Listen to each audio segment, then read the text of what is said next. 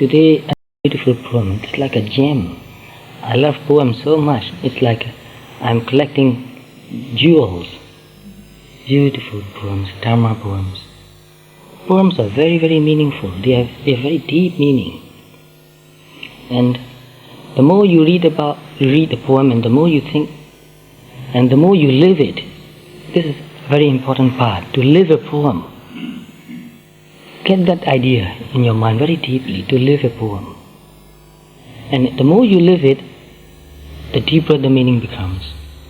And in some ways, I think my life is a poem. Sometimes I really feel it. My life is a poem. Why? Because in a poem, everything fits together. Everything is needed. Every word in a poem, you cannot leave one word out and make it complete. Because every word has its place and meaning and connection. It is so compact that you cannot add anything more, you cannot take out anything more. It's like the teaching of the Dharma, the Buddha. It's so complete that you cannot add any more and you cannot leave anything out. It's just right. Everything fits together. So sometimes I felt like my life, whole life is a poem. Before I understood and felt this way, I thought so many things happened in my life was so meaningless and useless. And I was very frustrated. Every time, many times, I think that it would be so good if that didn't happen to me in my life. It would be so good if things were different when I was younger. It would be so good if my parents were better parents. It would be so good if my teachers were better teachers. They were not good enough. They were so lacking. So much frustration in my life. But later, slowly and slowly, as I practiced mindfulness and become more and more mindful and see how one thing leads to another, I found out that if that didn't happen in my life, I wouldn't be here today. One thing leading to another, one thing leading to another. Every painful experience, difficult experience, every disappointment even, or every happiness, satisfaction also, fit into each other. One thing leading to another. Just like a poem. If I leave out one thing, I won't be here today. So seeing your whole life as a poem is also very deep and meaningful. Only if you can see the meaning, then it will fit together. Everything in this world has a hidden meaning. We only see superficially, we don't see the deeper meaning of it. That's why we feel very disappointed, very frustrated, very unhappy. So,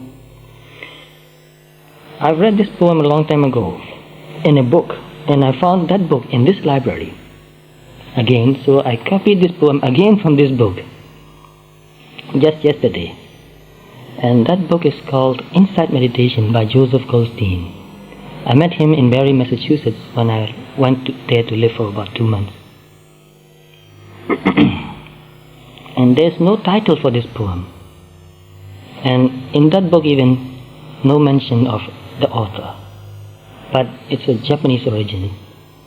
So the ideas are very deep and profound and very, very meaningful. And another important thing is that the meaning is not just in the words.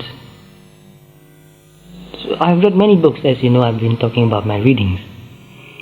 I read a book or I read a poem and I put it away, and 10 years later I take the book out again and read the poem again.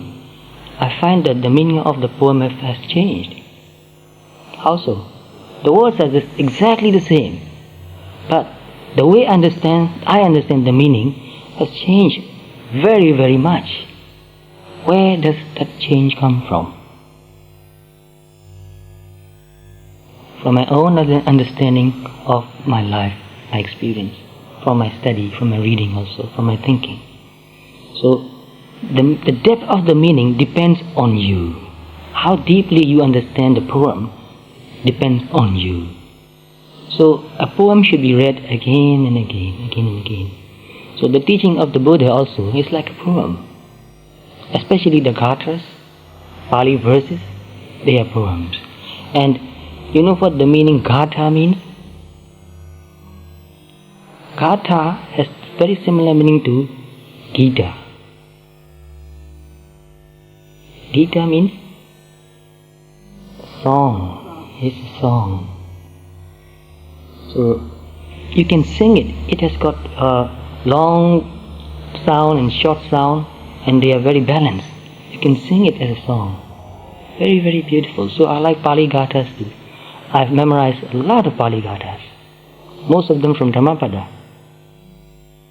And one of the Gathas you might have read in English translation mostly, I think. And some of you might even remember the Pali also. Apamado Amatam Padam. Heard of that poem? Apamado, yes. Apamado means mindfulness, awareness. Amata means deathless or liberation, nibbana. Pada means the cause. Mindfulness, heedfulness, awareness is the cause of liberation, deathlessness. And look deeply into the meaning. When you become more and more mindful, then you will understand it. So even to understand this one sentence, it takes a lot of practice to understand it. Not just thinking, not just reading, a lot of practice to understand what it means. So the meaning should come out from your practice, from your life. So mindfulness, awareness, presence of mind, they are all very similar in meaning. Opposite of absent-mindedness, carelessness, heedlessness, mindlessness. So mindfulness is the strongest cause, the most strongest cause of liberation. There are many other factors necessary too, but this is the main factor. So without practicing mindfulness, there can be no liberation. If we become absent-minded, there is no hope for liberation, no hope of wisdom, no hope of seeing things clearly. And so apamado amatam padam, pamado machuno padam. Heedlessness, mindlessness, absent-mindedness, ignorance is the cause of death. And apamata namiyandi. Those who are not mindful, or those who are not mindless, those who are not unmindful, which means those who are mindful, namiyandi, they don't die. What is the meaning of that? They don't die repeatedly. And yepamata yatha mata. This is the most important point again. Those who are mindless, those who are absent-minded, those who are not mindful, they are like dead, as if dead. So when you become more and more mindful, then you feel more and more alive. You are not just living. And I've read another word which I think is even better. Most people are just vegetating, not really living. They are just going through, just going through. They have no real direction. They don't know what they are doing. They are doing what others are doing. So those who are mindless, those who are not mindful, are like death. They are as if dead. So as you practice mindfulness, the more mindful you become throughout the day, the more you feel alive. The more you see meaning in your life. You become more and more sensitive to it. So if you give a sedative to a person, or sleeping pill, sedative, tranquilizer, it will make a person become tranquil, sedate, but not alert. So to be alert, to be mindful, is the main factor to become wise. So when I studied Abhidhamma, and I also taught some Abhidhamma to a few people, and before I came here, I thought of giving a brief course of Abhidhamma too. But no time for that this time. Maybe next time. So very deep and meaningful. You cannot understand everything, but there are a few things very deep and meaningful in Abhidhamma which almost everybody can understand and apply. And this application is most important. So in Abhidhamma, when I taught Abhidhamma, I made a very big chart. It's about 6 feet long and about 3 feet wide, a big chart. And I put all the 121 mental states and 52 mental factors on top of that, on top 52, and then from the top to the bottom 121 mental states. And for each mental state in the graph, I put a circle which mental factors come with which type of consciousness, mental state. So by doing that, you can really see it. This consciousness, this mental state has these mental factors. And you can see the difference too. In some mental states, some mental factors are absent. And some mental factors are present. What makes them different from each other? It's very, very interesting and profound. I believe you can get really absorbed in it. And one very important point is that when you look at the mindfulness factor, sati, you find that when sati, mindfulness, is absent, wisdom is absent too. There is no such thing as a wise person who is not mindful. Or there is no such thing as a mental state without mindfulness but with wisdom. That is impossible. So this is a very deep point to understand. So to be wise means you need to be mindful.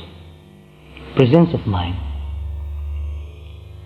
That's why this kata, apamado amatam padam, is very deep and meaningful. So we are acquiring a lot of knowledge only, but not really wisdom. I know a lot of people who are uneducated but very wise. So to be wise and to be educated, which means to have university degrees, is not the same. So anyway, that's just an introduction. Now I'm really going to read the poem. And whatever meaning that I can think of to comment on this will not be complete. I don't know what the author meant, but as I read the poem and think about it, more and more ideas and meanings appear in my mind. But right now, I don't think I can recall all those ideas and put together here and now. So I will just give you some of my interpretation, my commentary on the poem. So poems are very concise. They have few words, and poems use metaphors. That's the beauty of the poem. It's a metaphor. And metaphors have many layers of meaning again. So the more you read it, the more ideas come into your mind. So the first line is, I have no parents. How can that be possible? What is he trying to say? I have no parents. All of us have parents, mother and father, although we know it or not, even if some people, they just give away their children and the children don't know who their real parents are, but still he knows that I have parents, even though I don't know. So without parents we will not be born. But what is this poet trying to say? I have no parents. And he said, I make the heavens and earth my parents. Heavens and earth, what does that mean? So this is a metaphor. Heavens and earth means nature. In Chinese literature and also in Japanese literature, heavens and earth means nature. So nature is my parent. So we have parents in this life. But as I told you, we have many lives before, and there will be many lives too. And I remember a few of my past lives too. So we have many, many parents. In our past lives, every time we are born, we have a set of parents, father and mother. And sometimes it is very interesting and sometimes also amusing also, this samsara is. Because I know one person in Rangoon who died, and then he became a son of his son. So his daughter-in-law became his mother, and he can remember that. So when he grew up, when he was about 4 or 5 years old, when he was beginning to talk quite a lot, he talked about his past life. And when you ask him his name, he'll use the same name again. So that sort of person, another person I know who is in Mandalay, whose name is U Seng Wen. His father's name is U Wen. His father's name worse, because if you ask him who was your grandfather, then what would the answer be? My grandfather was myself. I was my grandfather. So very funny, very amusing also. So this young boy, when he grew up, when the older people, his parents, his mother, taught him to call his father father or daddy, he said no. He refused to call his father daddy. And do you know how he called him, his father? No, not even that. In Burmese, he called his father Hekong. Hekong means, how do you translate that into English?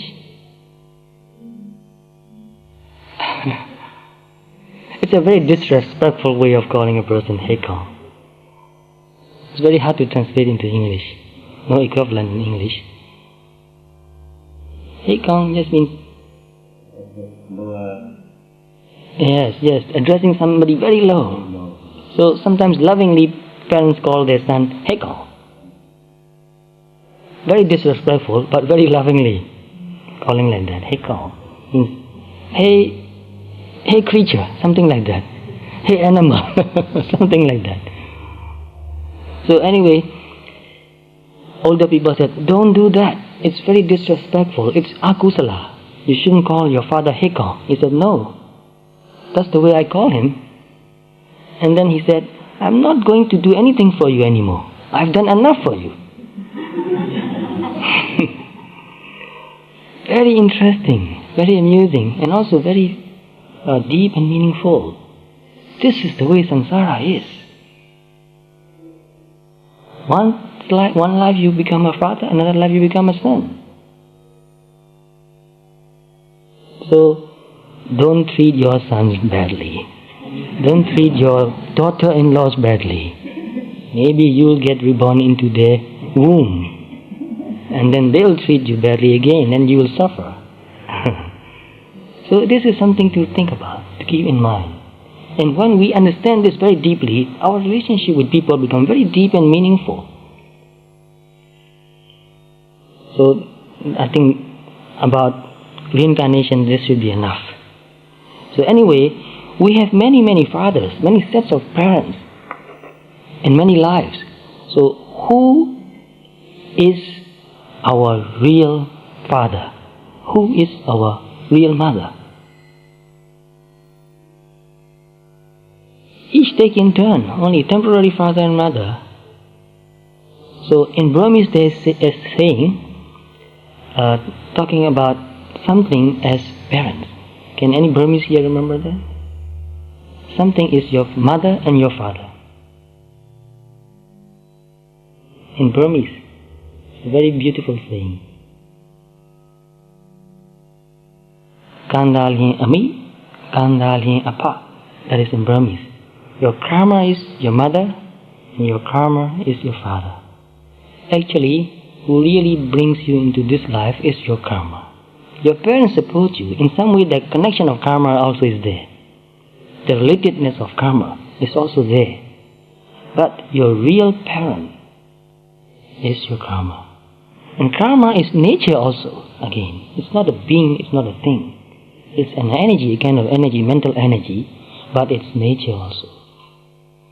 So karma means mental or verbal or physical action, but mainly it's mental, because whenever we say something, it's rooted in our thought. Because of thinking we say something, because of our thought we do something.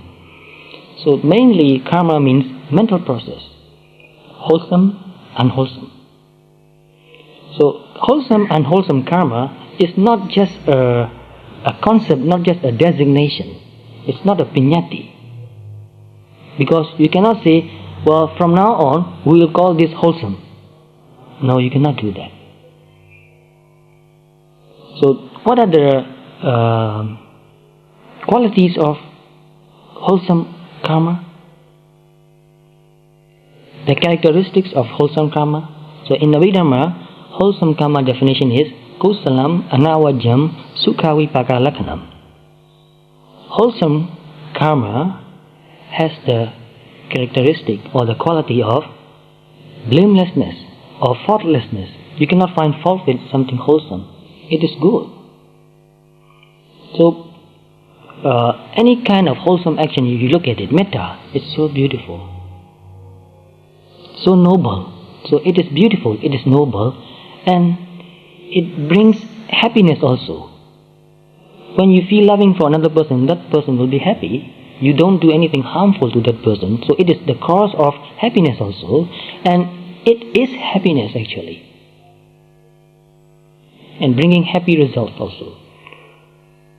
So one person, not just one, a few persons asked me in Burma, they say, you talk about mindfulness as a wholesome state of mind.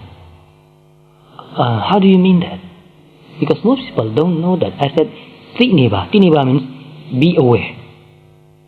And that is a very powerful kusala, wholesome state of mind. Because they understand dana as wholesome. Most people, when they talk of kusala, they immediately think of dana, giving something to another person. That is wholesome. But most people don't think of awareness as a wholesome mental state or kusala. So I explained that person, when you are very, very mindful, completely mindful, look deep into your mind again. Look at that mental state. It is calm and peaceful, clear, happy. And with that peaceful, clear, happy, noble, beautiful mental state, you cannot do anything harmful. To do something harmful, you have to develop very ugly mental state. With a beautiful, calm and peaceful mental state, you cannot do anything harmful. To do something harmful, unwholesome, you need to develop ugly,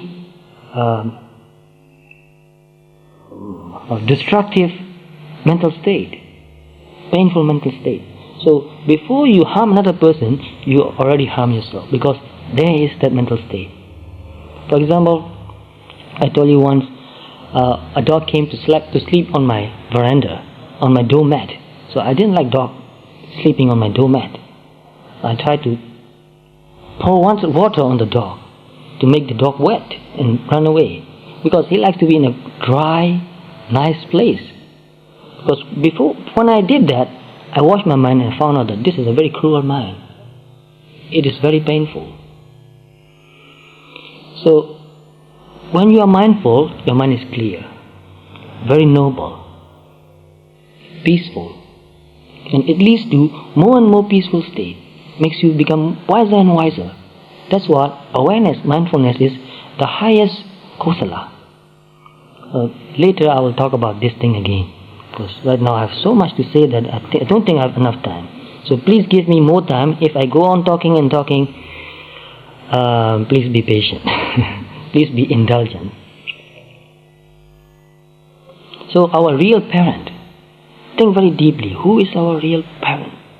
Our karma, which means we are creating our parents. We are creating our life. We are giving birth to our own life. Very, very deep this is. Another verse, so to speak, is I have no home. Again, something to think about. I have no home. All of us have a roof and walls and floor to live in, whether it's good or not. All of us have a roof on our head and walls around, and on a flow also, even it's a dirt flow. But what this poet is trying to say is that he's not talking about this physical flow, physical home, I mean. So I have no home. I make awareness my home. Another very, very deep metaphor. Very, very deep metaphor. What happens to a person who has got no home? He's going here and there. He doesn't belong anywhere. And he's exposed to all kinds of difficulties, dangers. Exposed to sun, rain, cold weather, hot weather, exposed to biting insects, and also many other kinds of danger. Because when we are in our home, we feel protected in many ways. We feel at home, protected, secure, no danger. So people homeless, I know even in England there's a place where they call Cardboard City. Surprising for me to hear that. I know something about Bombay, where a lot of people are living on the street, sleeping on the street, sidewalk. But even in England, I've heard that there are people sleeping inside a cardboard box. And try to understand how they will feel homeless, how insecure, how dangerous. So it is the same way with the mind. When the mind is not mindful, it is going here and there, it has got no home. It is exposed to all sorts of danger, no protection, no dignity. So when the mind becomes mindful, it is at home. So mindfulness is our home. When we are mindful, we can feel that. It's like coming back home. You can really feel it. You feel so secure, so fulfilled also in a way. So when the mind is not mindful, it's like a vagabond, going here and there, aimless, wandering. So this is also very deep and meaningful. I have no life or death. Oh, another very strange idea. I have no life or death. All of us die. We are born and we will die for sure. Nobody lives forever. But what is this poet trying to say?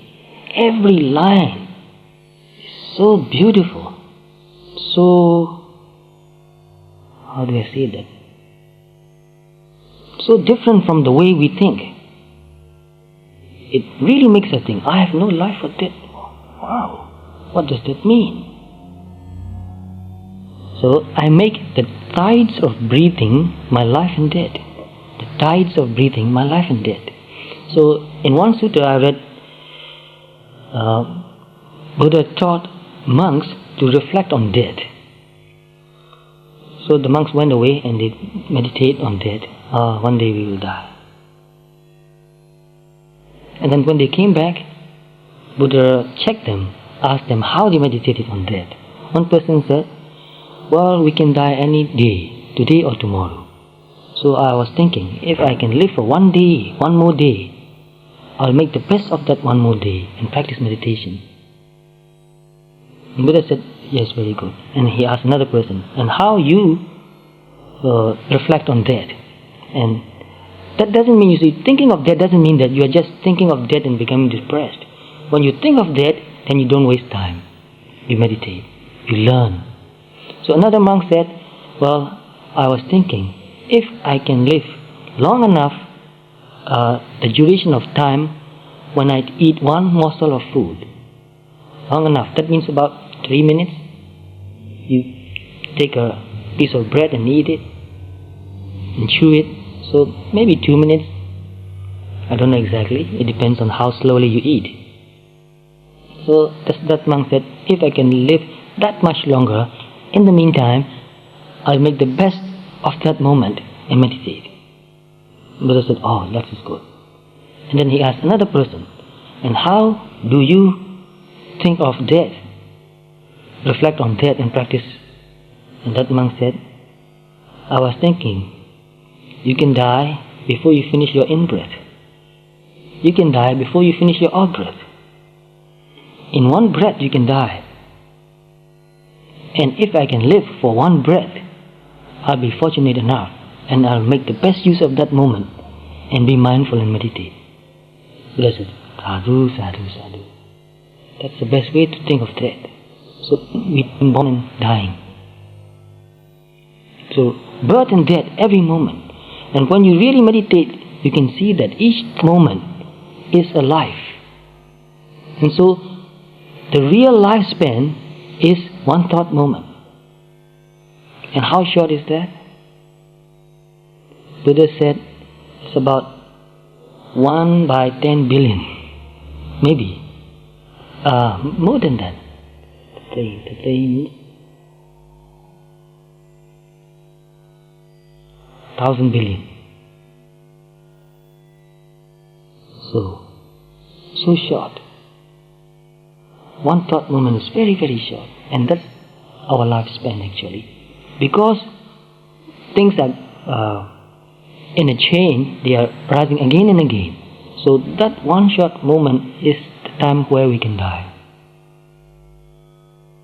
And when a person sees this as a reality, at every moment things are rising and passing away, that is death. And that is the way, a very profound way of seeing death. We cannot say that we live for 90 years. We cannot see 90 years. All we live is each moment, each moment, each moment, each moment. So this is also very deep and meaningful. And another verse is, I have no divine power, no psychic power. I don't have any power to create anything, to control anything, to overcome anything. I have no divine power. I make honesty my divine power. Honesty. Actually, honesty is the best power. We want to be very powerful. All of us, I think, in one way or another, whether we accept it or not, we want to be powerful. We want to be in control. So, power has many different connotations. Some power is very bad, like destructive power, to harm another person. But there is also nurturing power. You have power to do something good for another person. Like parents have nurturing power. Teachers have nurturing power. The more you can help another person to learn, the more powerful you are. Not imposing your idea on another person, not forcing another person to learn, but to help another person who wants to learn. So the more you can help, the more powerful you are. So if you want to be powerful, develop more qualities so that you become more helpful. That's a good way to be powerful. So this poet said, I make honesty my divine power. Especially in practicing our spiritual practice, meditation, this is very important. That is why whenever we chant this, you find that, where is that? Upright, straightforward. That means honesty actually. Uzu suhuju, which means honest, very, very honest. So not only cheating another person, don't cheat yourself even. Be very honest. So sometimes when people get upset and you tell them, well, why are you so upset? They say, no, I'm not upset. I'm just trying to teach him something. I'm just trying to correct that person's mistake. But look at him, he's very angry. His face is tense and his voice also is very hard and tense. And he said, I'm not angry. And even parents do that. They hit the children very hard. I'm just teaching him. He's not learning. I'm teaching him. But I'm not angry. So, and another honesty is, when we meditate, sometimes we cheat ourselves. Sometimes we pretend like we know something. We become boastful also sometimes.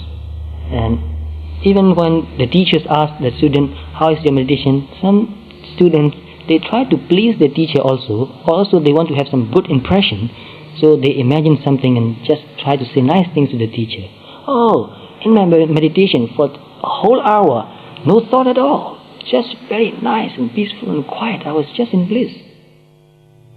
Well, if it were really true, it would be really wonderful. But very hard for a beginner to do that. For 1 hour, no thought is impossible. Even for 1 minute is impossible. So to be very honest is very important. Sometimes students compete with each other. When the teacher say nice thing to another person, oh, you are doing very well, I'm very pleased with you. Another student said, well, what can I say to get that sort of praise? So try to imagine things and say things like that. So that is dishonesty too. If a person is dishonest, he cannot develop any spiritual quality. No hope. That's why Buddha mentioned twice, uju, suhuju. To be very, very honest. So honesty has great energy and power too. So people say that, oh, one cannot be so honest in these days. Everybody is so dishonest. If you are really honest, then people think you are stupid. So just to appear not being stupid, we try to be very clever. So to be too clever is not good. Oh, here's another thing. I almost forgot. Another very beautiful 4 lines. Without honesty, there is no real growth. There can be no spiritual growth, Without honesty, there can be no spiritual growth. So our spiritual practice is based on honesty. Foundation, honesty is our foundation also. Keeping 5 precepts, matter, honesty, very, very important. Without honesty, there is no real freedom. Yes, dishonesty. Try to say something dishonest and make yourself consistent also. What happens? You have to say more dishonest things. You have to lie and lie and lie more and more. You are trapped in your own lie. That's why in one book I read, that person said, I'm living a lie. And it really struck me very hard. My goodness, I am also living a lie. Playing a role. So many times I look at myself and felt very unhappy about myself. I thought, I'm a hypocrite. I tell myself, and it was very painful. And it was also true. I am a hypocrite. I'm just playing a role. Just trying to put up a very good image, good mask on my face. I'm not real. I'm dishonest. I'm not cheating anybody, but I'm putting up a face. Putting up an image. And just playing a role. Just like an actor. I'm an actor. I'm not real. I'm a hypocrite. Oh, it was so painful. But anyway, that's the way we grew up. First, we learn that we are not perfect. And then we try. Slowly and slowly. So it takes a long time to do that. So be very honest and be very patient too. And also be very forgiving and loving too. We forgive ourselves for not being perfect. It's very important. So because it is so painful for us to accept what we really are, we try to cheat ourselves. Oh no, I'm not that bad. I'm just beautiful. Just very loving and forgiving person. Just very honest. Just plain honest. So look very deeply and see. Only when we see our mistakes, then we can correct and overcome and become a better person. Although it is painful, it is like growing a tooth. It's painful. Growing up is very painful. So, without honesty, there is no real freedom. Without honesty, nothing is real. Because without honesty, everything is just a show, not real. Everybody is just a show, just acting. No, nobody is real. So we cannot really trust another person because that person is not real. We feel that I'm not real and he's not real. So there's no trust anymore. So without honesty, nothing is real. And another line is, the last line is even more profound.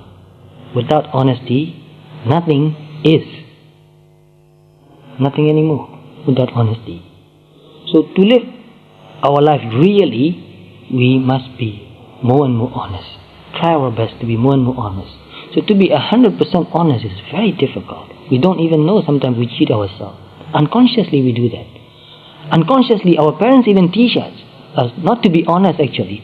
They always verbally say, don't tell lies, be honest, but indirectly, non-verbally, they are teaching us to lie, to be dishonest. For example, somebody call on the phone and the children go and pick up the phone and he say, Mom, it's for you. Hey, tell that I'm not at home. What are we teaching? And sometimes we are angry, but we try to be very nice. I don't mean that we should blow up, but try to be more real. It's very difficult, but when we become very real, then we feel like we are growing up. So another verse, I have no friends. All of us are friends. Our parents also can be our friends, our teachers are our friends, those with whom we play together, our friends, go to school together, they also are our friends. And here also we are all friends. And this poet is saying, I have no friends. So every time he says something, he's not talking about anything physical. He's talking about something spiritual. And this line is what I like the best in this poem. And I even want to engrave in a very beautiful piece of wood, engrave very beautiful calligraphy letter and hang it somewhere. I have no friends, I make my mind my friend. I make my mind my friend. So look very deeply. Are we friends to ourselves? Is our mind our friend? Who is hurting us the most? We think that, our parents, our boss, and our this and that, our spouse, or somebody else is hurting us. But the person who hurts you most is yourself, you yourself. Nobody can really hurt us that much. They can hurt us in many ways, but not that much. We hurt ourselves most. Why? Look at some people. They are doing something very terrible. Like say, I've got a lot of friends, not really friends, because I cannot call them my friends because we don't have any real common values. For example, I know some people in Burma who are drug addicts. They became drug addicts, and so they lose their job. They become very unhealthy. Even they lose their thinking, clarity. And even their parents cannot tolerate them anymore. The parents threw them out. No, don't come back home anymore. We don't want you anymore. Disown the children. So they went away and lived with their own little group, all drug addicts, and their life got worse and worse. And then the police arrested them and put them in a hospital for drug addicts. And I went there and gave a Dhamma talk to the drug addicts, because the doctor who was in charge of the hospital is my friend. So I went and talked to them, and I looked at them, and so I felt such waste of life. This person could become a very spiritual, loving, intelligent, wise person. He has all the potentials to become a very beautiful, wise, and he can do a lot of good things for himself and for others. And look what he has done to himself. Who did that? Not anybody else. They did that to themselves. How cruel. So if you ask them, do you love yourself? They will say, of course. How can you prove that? Look what you have done to yourself. A useless person you have become. A burden to the society. So, whenever we have any unwholesome thought, look at that thought. This is not a friend. This mental state, this mind is not a friend. This is an enemy to me. And whenever you have a very wholesome, good thought, look at it and say, this is my friend. So, when you have made your mind, your consciousness your friend, then that mind, that thought will motivate you to do more and more good things. And you become better and better person. You really learn and grow up. So look very deeply and see whether our thought is our friend or our enemy. And this is also part of our meditation, Chittanupassana. Being aware of thoughts, mental states. So I talk about this thing to some people in Burma too. And one man, he is a very intelligent man, and he was a teacher in the university. And then he quit the job and he went to Japan and got a job and saved some money and came back, and he started a new business, but his business venture failed and he lost all his money. He became very, very unhappy because one thing after another failed in his life.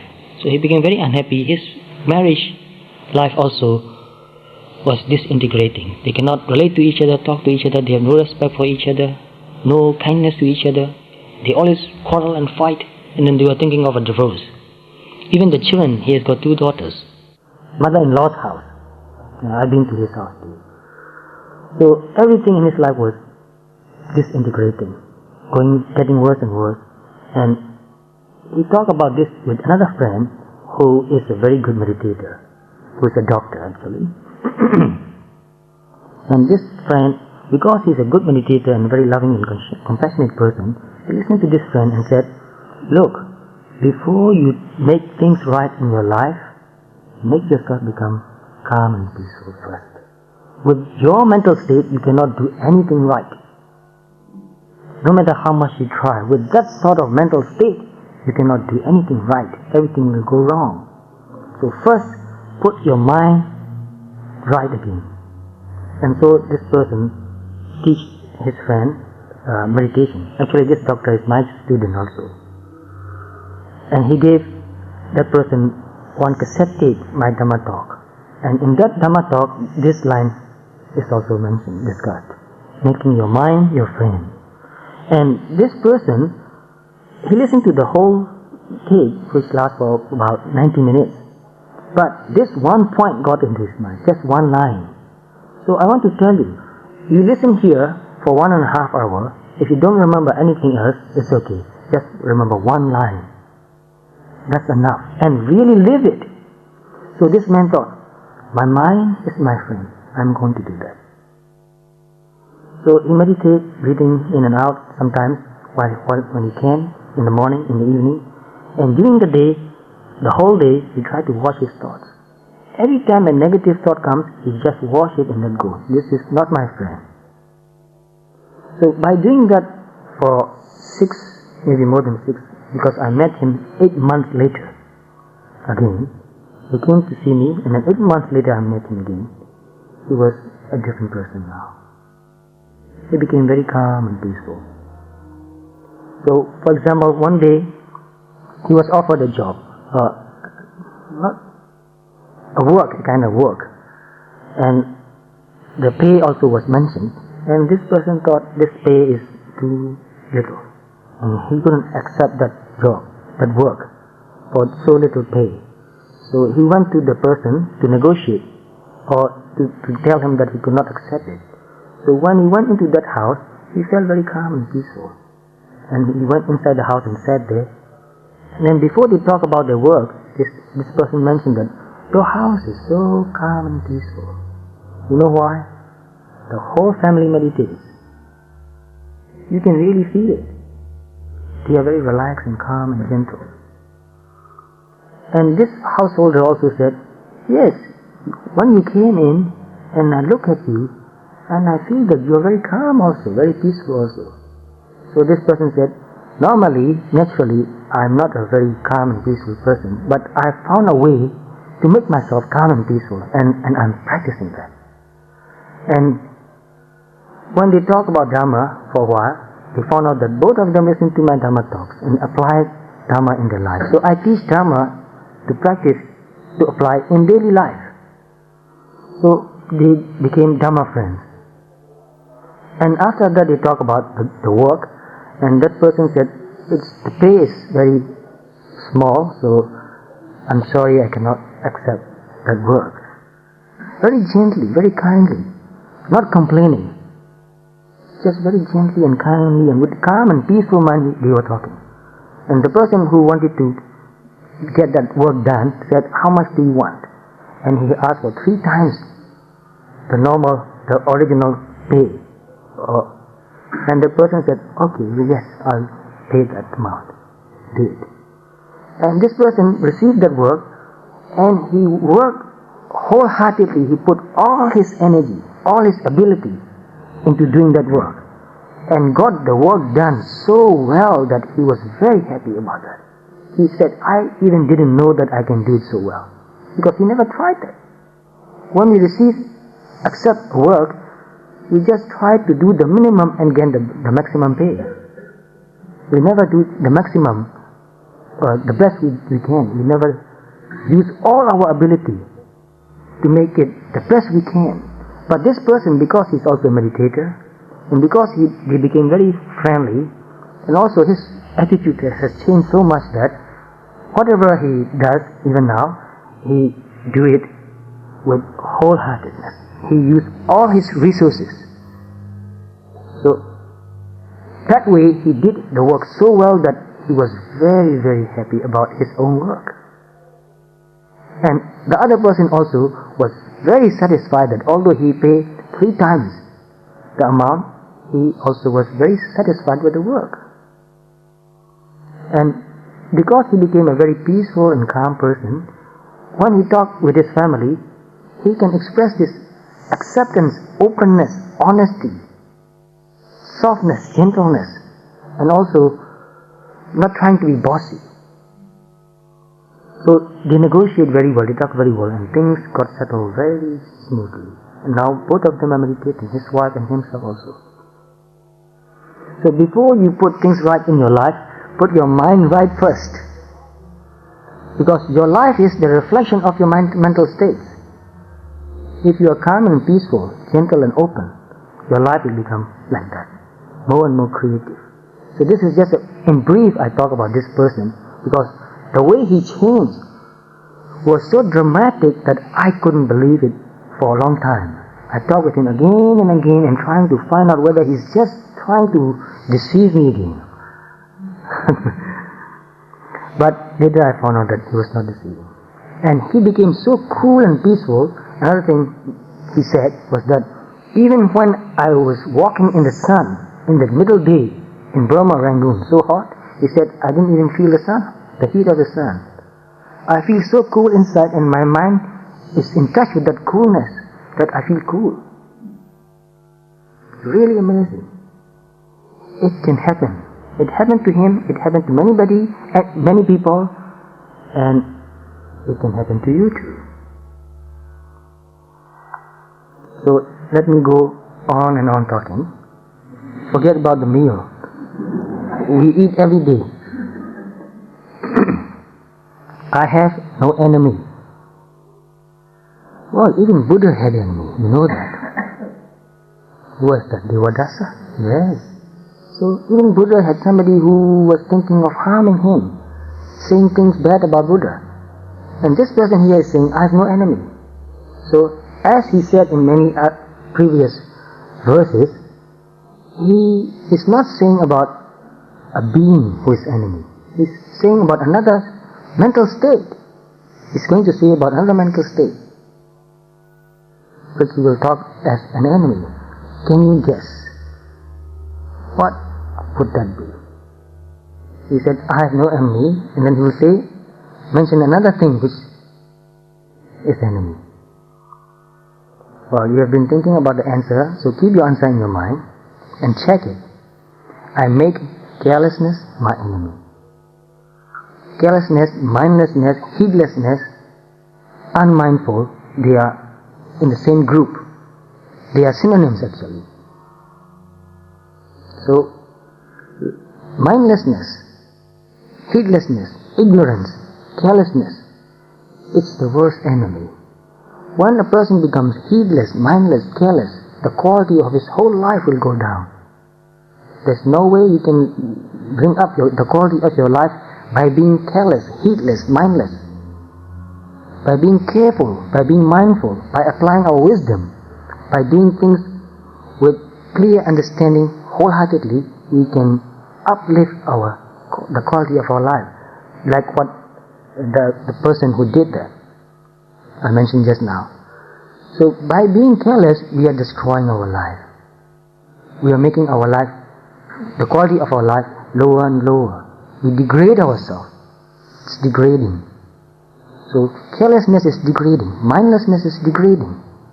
Heedlessness is degrading. So if we want to upgrade our life, we must develop mindfulness, carefulness, heedfulness, awareness. Without it, there is not much we can do. So when you think deeply, the thing that is destroying the quality of your life is this mindlessness, heedlessness, carelessness. So that is real enemy. So don't look for enemy outside. Other enemies, you can protect yourself from being hurt. But enemy inside, it's very difficult. Another verse, I have no armor. Armor means steel plates on the body. In the 15th or 16th centuries, some very brave men, they fight and they have this armor. So he said, I have no armor. I make benevolence my armor. Benevolence means metta, being kind. So kindness, metta, benevolence is our armor. So many people, they come to me and they want something that will protect them. They say, what can I do to protect myself, to make myself safe? In Burmese they say, to be free from danger, what should I do? What shall I do? So every time I teach them, practice mindfulness and also metta. The two are the best protection. So when you become mindful and when you feel metta for all the people, you feel protected.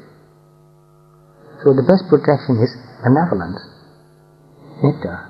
So what do they use armor for? To protect the body.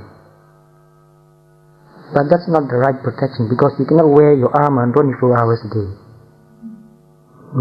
Impossible. So if you practice mindfulness and metta, that becomes your armor. It will protect you. I have no castle. Castle means a very strong house, very thick walls, with only small and strong door at the bottom and very small windows up there. So a castle you have seen, and I want a castle. Well, anyway, he said, I have no castle. I make immovable mind my castle. So why do they build castles? To protect from enemies coming inside. So you build a very thick wall and then you stay inside. Then you feel protected. But that's not a real protection actually. So I made immovable mind my castle. Immovable mind means a very strong samadhi. Also very strong sati, mindfulness. So when your mindfulness and samadhi becomes very, very strong, what happens? Unwholesome thoughts cannot come in anymore. You are protected from unwholesome thoughts. Deep samadhi is a protection. So we try to protect our body. We take a lot of trouble to protect our body, but we don't take enough trouble we don't put enough effort to protect our mind. We let everything coming in from our eyes, from our ears, and also thoughts. So the real protection for our mind is very strong samadhi, very strong sati, mindfulness. So that will become a castle for our mind. I have no sword. So in the old days, warriors, they carry very long sword. These days nobody do that anymore, except for decorations, I think, in some occasions. So when we meet an enemy, we cut down the enemy with a sword. To cut down the enemy, we use sword. So he said, I have no sword. I make absence of self, my soul. So whatever happens in your life, whatever loka dhamma, whatever, how do you translate loka dhamma?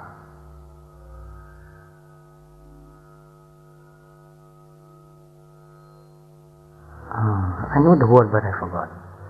Anything that you experience in your life, good or bad, is loka dhamma. Happiness, unhappiness, having many friends, having no friends, blame, praise, all that. So any kind of difficulty you face in your life is a loka dhamma. So it makes you painful. But when you have developed this anatta very strongly, it doesn't hurt you anymore. You cut down everything with anatta. So I talked a lot about anatta yesterday.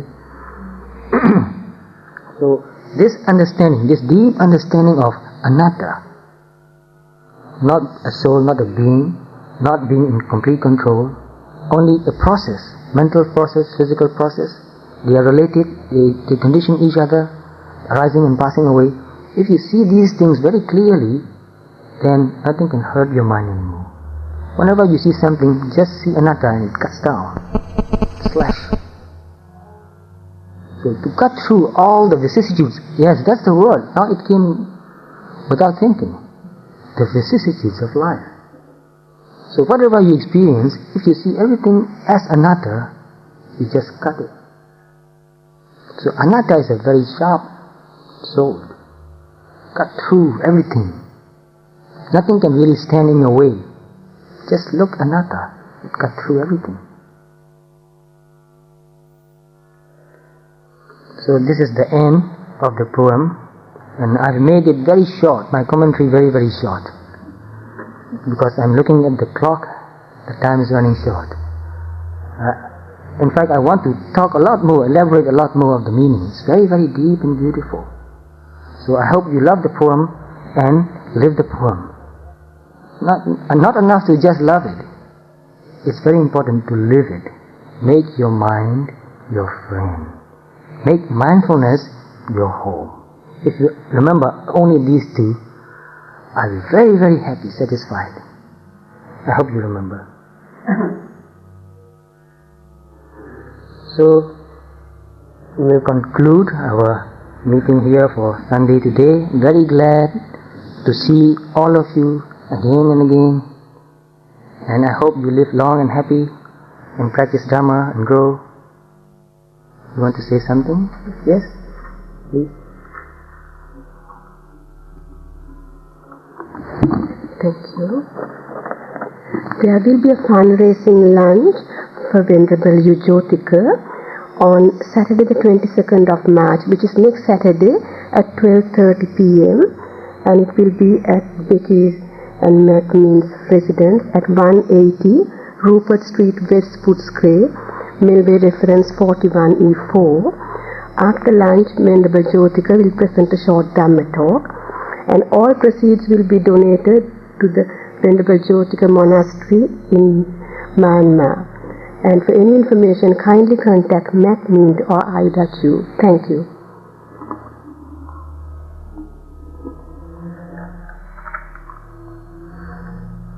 So let's pay respect to the Buddha, to honor the Buddha. It is very good to honor those who are worthy of honor.